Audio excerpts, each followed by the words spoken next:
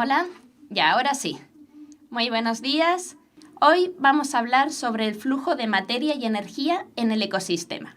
Ya terminamos una serie de clases donde nos habíamos centrado en los diferentes sistemas del organismo y ahora ya vamos a salir un poco de nosotros mismos para ver algunos aspectos relacionados con el ecosistema, con otros seres vivos también, entre la clase de hoy y la clase de 2 semanas más, porque la próxima tenemos reforzamiento.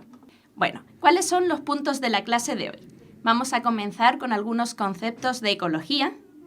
Después vamos a ver qué son los niveles tróficos. Vamos a ver en qué consisten las cadenas y redes alimentarias o tróficas. Y por último, vamos a analizar los ciclos del carbono y del nitrógeno, ya que son dos elementos fundamentales para los seres vivos y para el ecosistema. Así que con este fondo tan lindo de nuestras Torres del Paine comenzamos. ¿Ya? Muchas gracias, Aura, por confirmar. ¿Los demás también? ¿Todo bien? Bueno, entonces, como les decía, vamos a comenzar con algunos conceptos de ecología. La ecología es un área de la biología que estudia las relaciones de los seres vivos entre sí y con el medio, ¿ya? Y para esto su objeto de estudio es el ecosistema. ¿Qué es un ecosistema entonces? Es una palabra de la que seguramente hemos escuchado hablar, pero quizás no tenemos tan claro en qué consiste. Bueno, el ecosistema es el conjunto de relaciones que se establecen entre los distintos seres vivos de un determinado lugar y el medio en el que habitan. Entonces, dentro del ecosistema, que podría ser, por ejemplo, un bosque, una laguna, un determinado desierto o algo más pequeño como incluso el tronco de un árbol, podría tratarse de un ecosistema, dependiendo de cuál sea nuestro objeto de estudio, de análisis. Dentro del ecosistema vamos a diferenciar entre los factores abióticos o factores inertes, sin vida, y los factores bióticos, que tenemos más allá. Entonces, el conjunto de factores abióticos o inertes, que incluyen, por ejemplo, la energía solar, la temperatura, las rocas, la arena, el viento, las precipitaciones, como ven aquí, todo esto constituye lo que se conoce como biotopo, ¿ya? El medio abiótico. Y por otro lado, todos los seres vivos que habitan en ese biotopo, que se desarrollan en él e interactúan en él, incluyendo la flora, la fauna, pero también los hongos, los microorganismos incluso, todos ellos constituyen la biocenosis o comunidad biológica. Entonces, el ecosistema está constituido por el biotopo o factores abióticos de un determinado lugar y los seres vivos que forman la biocenosis o comunidad. ¿Ya? Como les digo, son seres vivos de todas las especies, incluyéndonos a nosotros y desde las bacterias hasta los seres vivos más complejos o de mayor tamaño. Bueno, entonces, no sé si recuerdan que a principio de año habíamos visto los niveles de organización biológica en los que se estructuraba la materia viva. Entonces, habíamos visto que las partículas más pequeñas que forman a todos los seres vivos, al igual que en este caso también a la materia inerte, son los átomos. Ya átomos de todos los elementos que encontramos en la tabla periódica. Bueno, no de todos ellos encontramos en los seres vivos, pero existen tantos átomos como elementos ahí en la tabla periódica. En el caso de los seres vivos, átomos de carbono, nitrógeno, oxígeno. Esos átomos se unen entre sí formando moléculas, ¿ya? Como por ejemplo la molécula de agua, moléculas proteicas, los ácidos nucleicos, etc. Y forman parte de organelos en algunos casos y aparece aquí la unidad mínima funcional y anatómica de los seres vivos, que es la célula.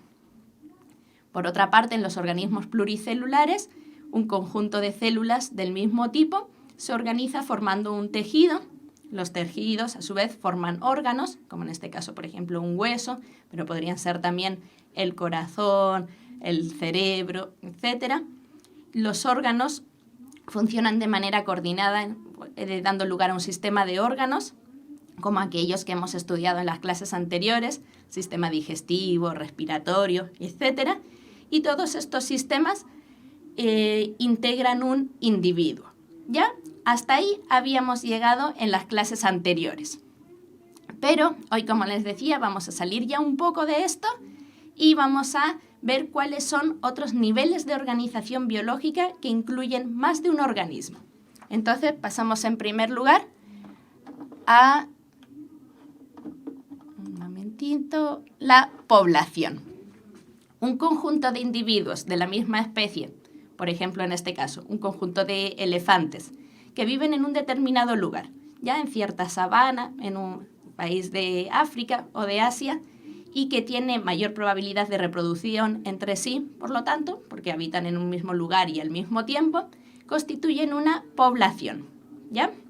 Una población, en este caso, de elefantes. Podríamos hablar también de la población humana de un determinado lugar. Un conjunto también podría ser una población vegetal, conjunto de árboles de cierto bosque. ¿Ya? Una población está constituida por organismos de la misma especie que viven en un determinado lugar y a la misma época y por lo tanto interactúan entre sí y existe entre ellos un flujo de intercambio genético porque se pueden reproducir.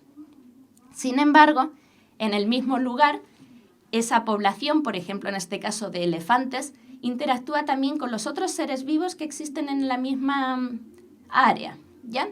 Ahí también existen árboles, existe el pasto en el cual se trasladan, del que se alimentan, existen animales de otras especies distintas, hay también, como decíamos antes, bacterias, todos los seres vivos. Entonces, de ese mismo lugar constituyen una comunidad. Ya la comunidad incluye las poblaciones de diferentes especies que viven en un mismo lugar y en un mismo tiempo. Y por último, como veíamos antes, si además de considerar los seres vivos, este conjunto, esta comunidad que involucra a los seres vivos de distintas especies, consideramos también los factores abióticos del medio, el medio en sí, las montañas que hay en ese lugar, la cantidad de energía solar, el agua, etc., estaríamos hablando en este caso del ecosistema. ¿Ya? Entonces, como veíamos antes, el ecosistema está constituido por los seres vivos y por los factores abióticos o elementos no vivos de un determinado lugar en un cierto momento. ¿Ya? Y bueno, el conjunto de todos los ecosistemas del planeta constituiría lo que se conoce como biosfera, que es toda la parte habitada de la Tierra en nuestro caso. Y dentro de estos seres vivos que viven en un cierto lugar, dentro de los seres vivos del ecosistema o de la comunidad, porque ahora nos vamos a centrar sobre todo en los factores bióticos, se establecen distintos tipos de interacciones, ¿ya? La próxima clase vamos a ver muchos más tipos, pero hoy nos vamos a centrar en cómo la materia y la energía se transmiten de un nivel a otro de la comunidad a través de la alimentación. ¿Ya? Saben que los seres vivos están relacionados entre sí en gran medida a través de las relaciones que existen entre ellos de depredación. Unos se alimentan de otros. Y debido a ello se pueden diferenciar distintos niveles tróficos o alimentarios. Trófico siempre lo vamos a ver como sinónimo de alimentario. Entonces, en un ecosistema siempre, en primer lugar, tenemos el nivel de los productores. Ese es el primer nivel trófico. ¿Por qué el primer nivel trófico? Porque los productores, que son las plantas y las algas, los vegetales, son los organismos que tienen como función producir materia orgánica utilizando la energía del sol, ¿ya? A través del proceso de la fotosíntesis. La principal fuente de energía en prácticamente cualquier ecosistema es el sol. Entonces, esa energía del sol, las plantas son capaces de utilizarla para producir materia orgánica, para producir alimento que va a ir siendo transmitido a los otros niveles del ecosistema. Entonces tenemos el nivel de los productores, las plantas, y estas a su vez van a servir como alimento para el segundo nivel trófico, que estaría constituido por unos organismos que conocemos como consumidores primarios y que en el fondo son los animales herbívoros, todos los animales que se alimentan de plantas, de vegetales. ¿Ya? Aquí tenemos, por ejemplo, algunos roedores, insectos, etc. Esos constituyen el segundo nivel trófico o el de los consumidores primarios, animales herbívoros. A continuación, tendríamos los consumidores secundarios en el tercer nivel trófico, que serían ya animales carnívoros, porque son animales que se alimentan de animales herbívoros. Son carnívoros de primer orden. Y de ahí podríamos tener también otros niveles donde tenemos otros animales, también carnívoros, que se alimentan ya de animales que a su vez son carnívoros también. Generalmente el número de niveles tróficos de un ecosistema no es mayor a 4 o 5 como máximo, porque después vamos a ver que aunque la materia es siempre la misma y se recicla, sin embargo la energía se va perdiendo a medida que pasamos de un nivel a otro. Parte de la energía se pierde en forma de calor. Entonces, el número de eslabones de una cadena o el número de niveles tróficos de un ecosistema está limitado.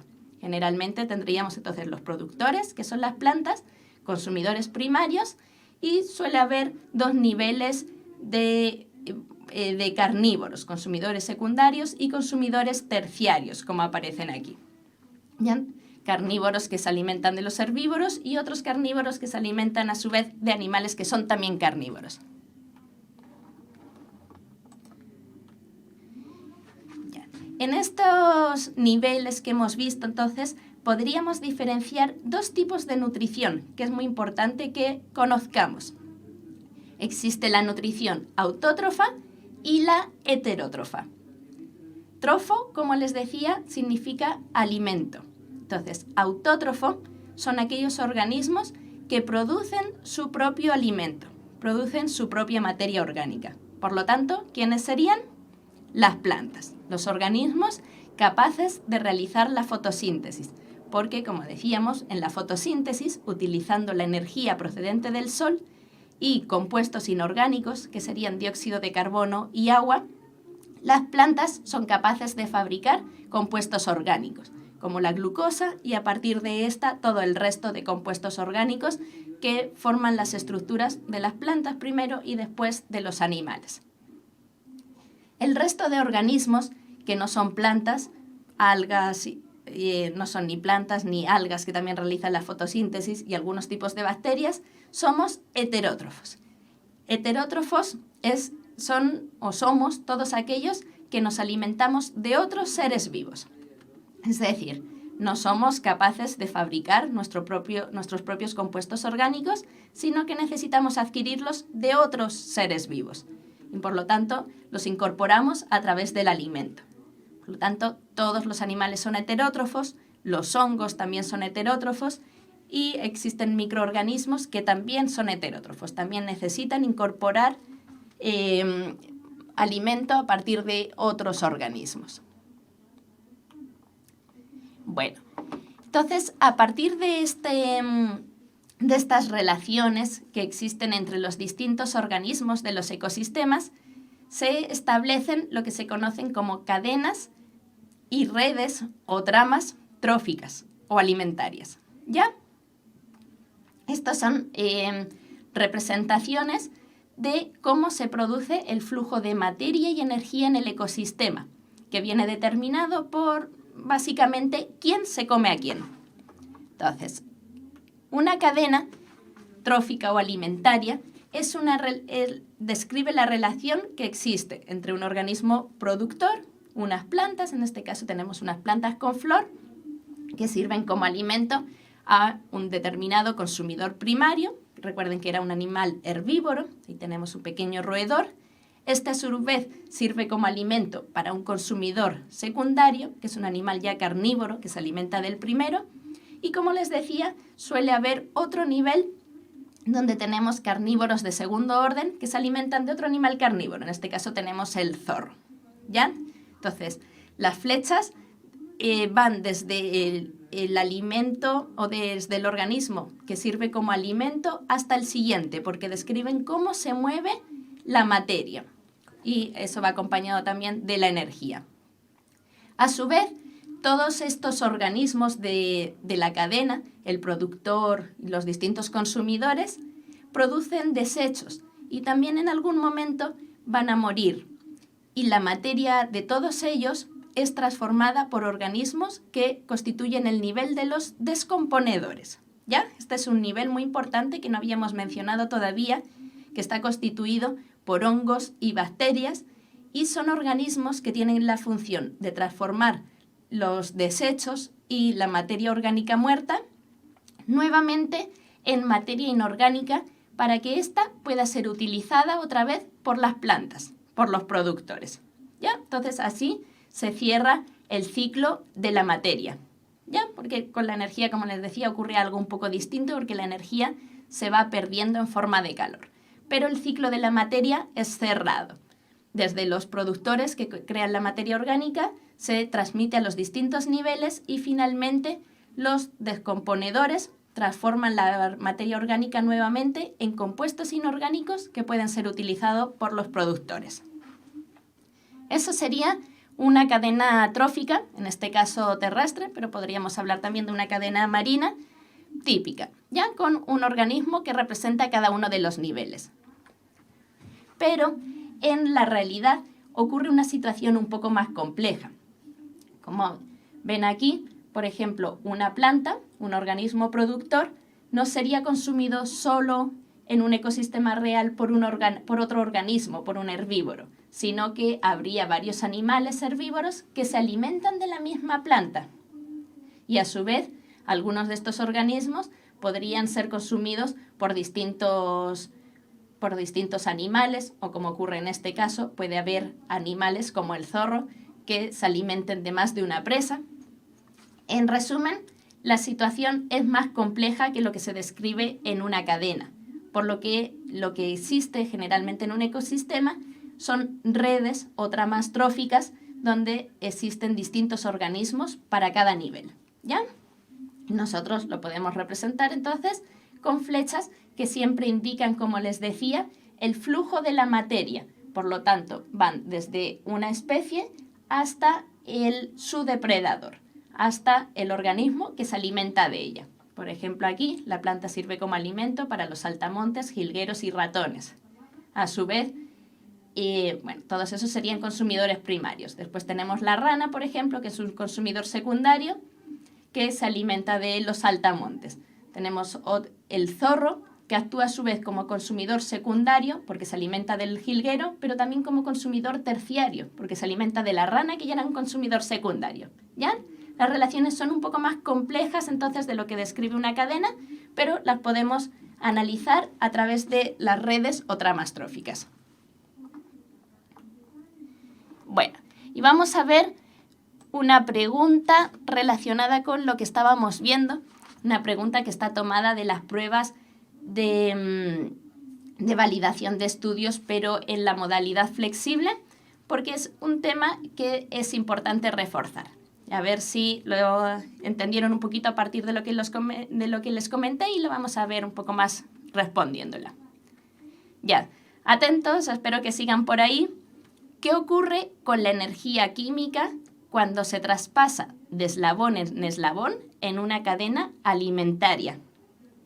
¿Ya? Es decir, cuando la energía pasa desde el nivel de los organismos productores, que son las plantas, hasta los consumidores primarios, que son los animales herbívoros, por ejemplo, ¿qué ocurre con la energía química, que es la que está contenida en los compuestos orgánicos? Y las alternativas dicen: A, aumenta; B, disminuye; C, se conserva; y D, se convierte en materia.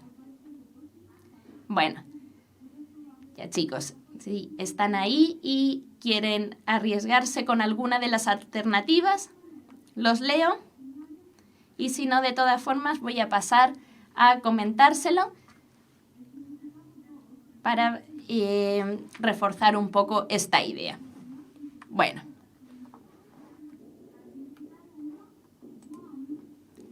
Aquí tenemos una forma diferente a la que hemos visto hasta el momento. Ya, por ahí he respondido la alternativa D. Muchas gracias, Aurea. Ahora vamos a verlo un poquito más. Les decía que tenemos aquí una representación de los niveles tróficos de un ecosistema de forma un poco diferente a la que veíamos hasta ahora, por medio de una pirámide. En este caso es una pirámide de biomasa que representa la cantidad de energía almacenada en forma de la cantidad de materia orgánica disponible en cada nivel, mejor dicho. Ya entonces tenemos el nivel de los productores, después los consumidores primarios, secundarios, terciarios y hasta cuaternarios tenemos. ¿Por qué esta estructura tiene forma de pirámide? Bueno, como decíamos, la principal fuente de energía es el sol, por lo tanto tenemos ahí la energía luminosa y por medio de la fotosíntesis las plantas utilizan esta energía luminosa para fabricar su propia materia orgánica. Esa materia, que a su vez contiene energía química en los enlaces de los compuestos orgánicos, pasa por medio de la alimentación al siguiente nivel, y así sucesivamente. Pero la energía no se mantiene constante a medida que pasamos de un nivel a otro, sino que gran parte de la energía disponible en cada nivel es utilizada por los propios organismos para llevar a cabo sus procesos vitales. Y además, los animales pierden una gran parte de la energía en forma de calor. Todos los procesos van acompañados de una degradación de la energía. Como sabemos, la energía no se crea ni se destruye, pero sí se transforma a otros tipos de energía que son menos utilizables.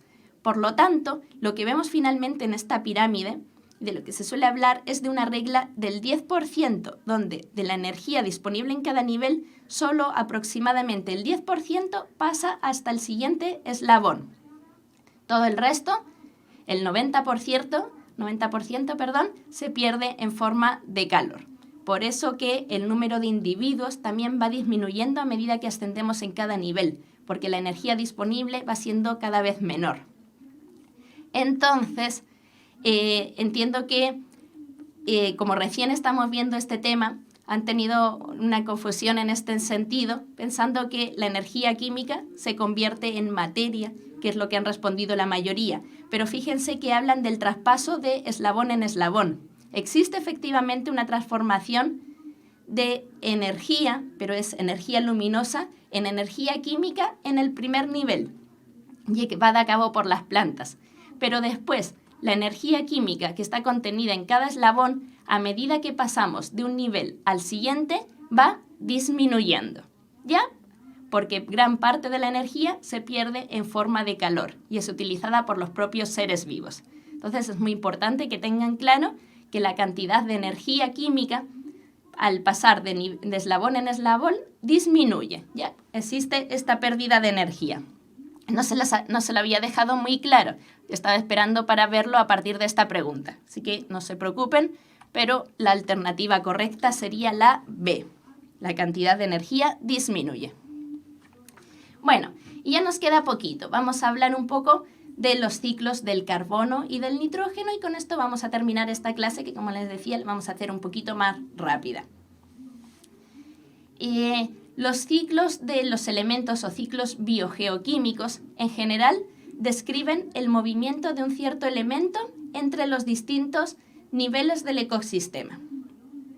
Y podríamos hablar del ciclo del carbono, del nitrógeno, ciclo del agua también, que seguramente lo conocen un poco mejor, ciclo del fósforo, del azufre, pero nos vamos a centrar en los más importantes de todos, que son para nosotros el del carbono y el del nitrógeno. ¿Por qué es tan importante el carbono? Bueno, como sabemos, el carbono es un elemento fundamental para los seres vivos porque está presente en todos los compuestos orgánicos.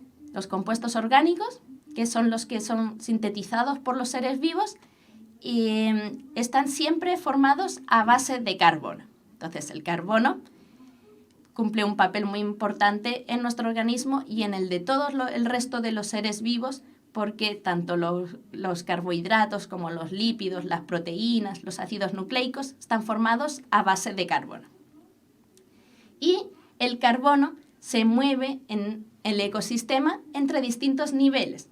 Por eso aquí dice que el ciclo del carbono es el sistema de transformaciones químicas de compuestos que lo contienen en los intercambios entre biosfera, que incluye a toda la materia viva del ecosistema, atmósfera, que sería el aire, la capa de gases que nos rodea, hidrosfera, incluye todos los medios acuáticos, y litosfera, ¿ya? La corteza terrestre.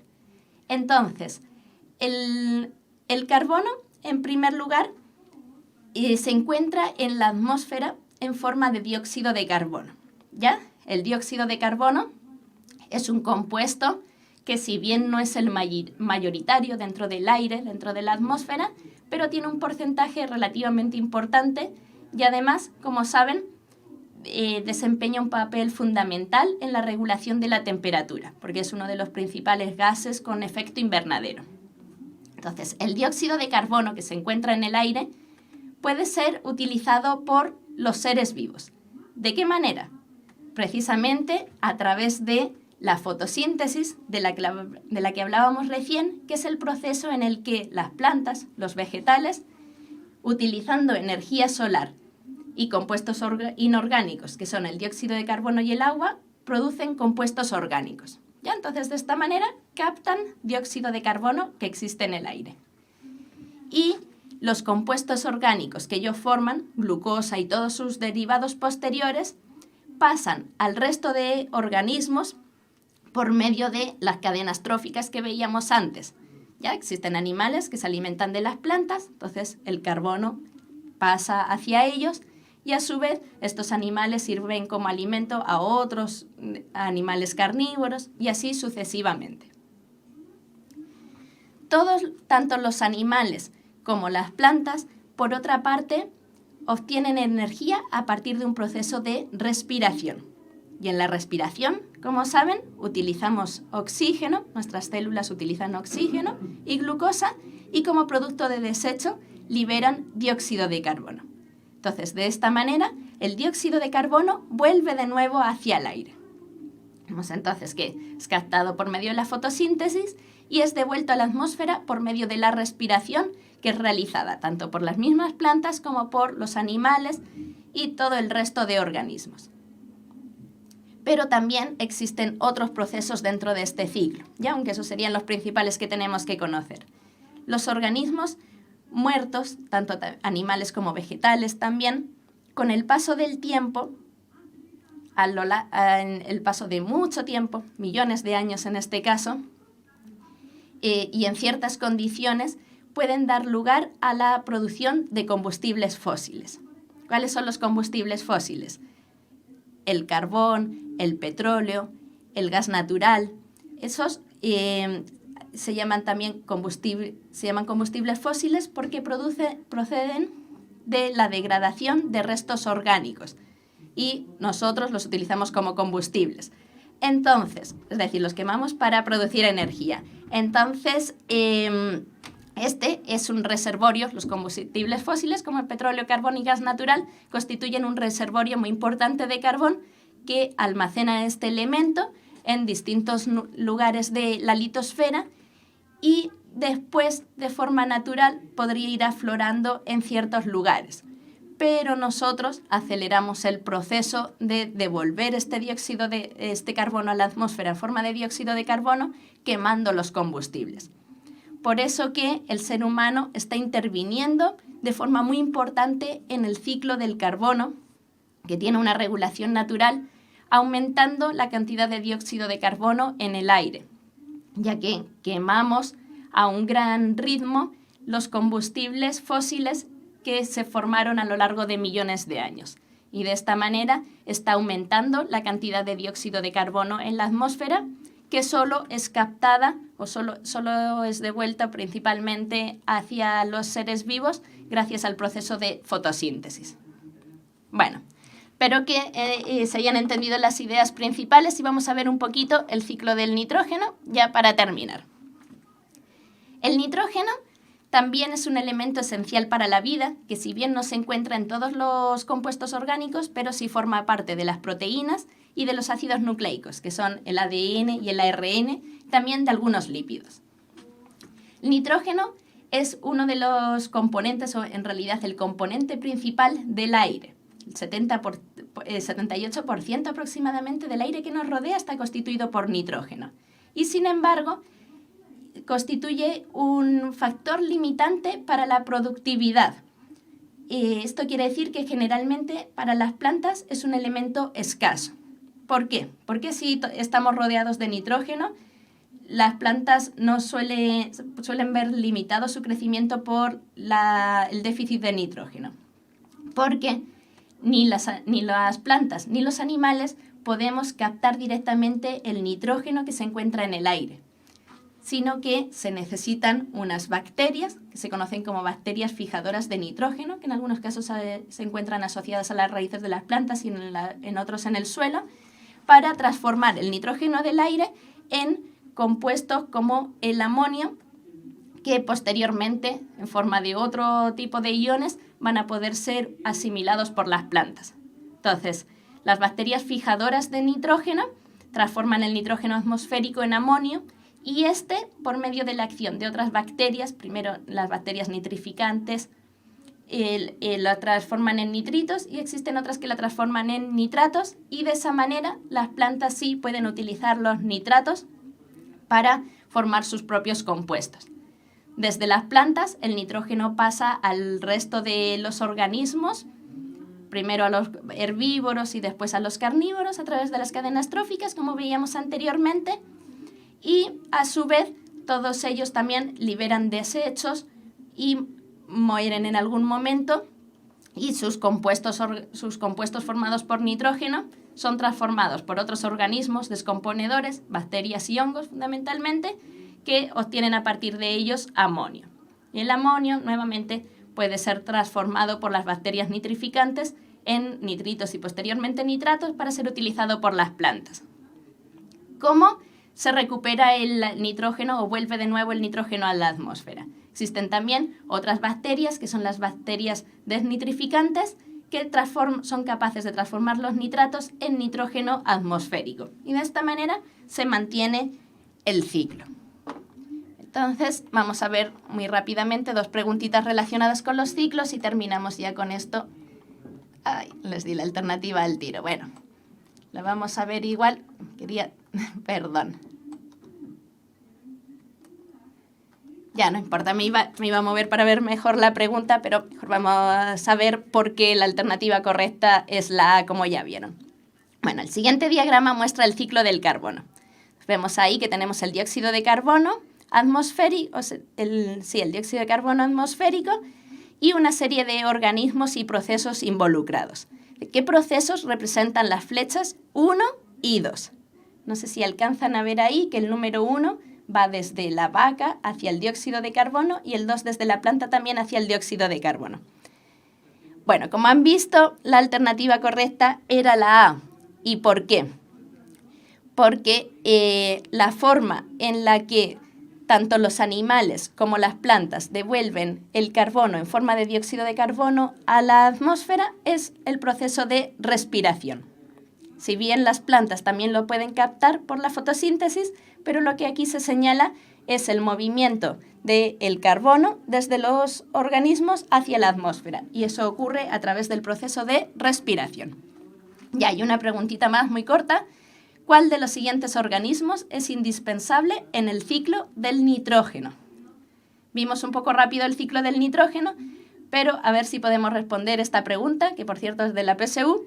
¿Cuáles de los organismos es indispensable? ¿Los hongos, anfibios, bacterias o protozoos?